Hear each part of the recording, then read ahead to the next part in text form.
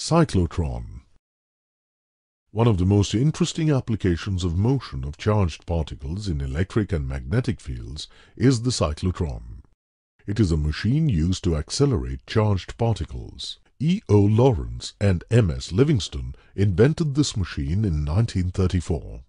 Let us first try to understand what a cyclotron is made up of on a fundamental level. Well, to start with, we have an electromagnet which continuously generates a magnetic field as shown here. Here, the magnetic field goes from the bottom to the top. Inside this magnetic field, we have two metallic plates, D1 and D2. They are also called Ds, as they are in the shape of the letter D. Both these magnetic fields are connected to an alternating electric source, which changes the polarity of the electric field periodically.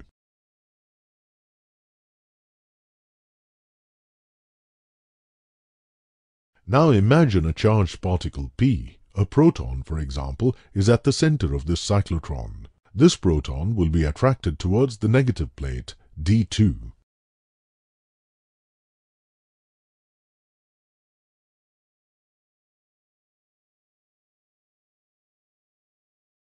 As it enters the plate, it is acted upon by the magnetic field, and we know that a charge moving with a velocity v perpendicular to the magnetic field B will move in a circular fashion. As soon as this proton exits the plate and enters the gap, the polarity of the plates changes, and D1 becomes negatively charged.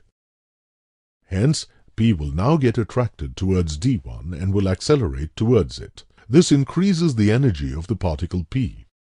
As it enters D1 due to the magnetic field, it will start moving along a circular path. But this time, as it got accelerated while entering, the radius of the circular path will be more.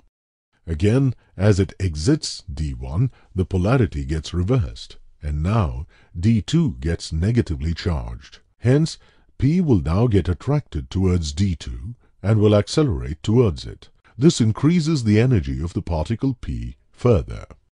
As it enters D2 due to the magnetic field, it will start moving along a circular path. But this time, as it got accelerated while entering, the radius of the circular path will be more. This cycle continues and the particle P keeps on moving spirally.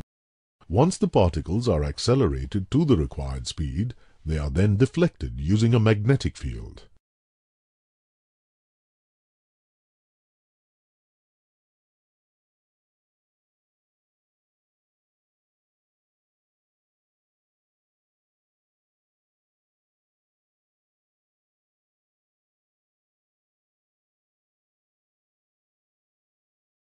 They then leave the system via an exit slit.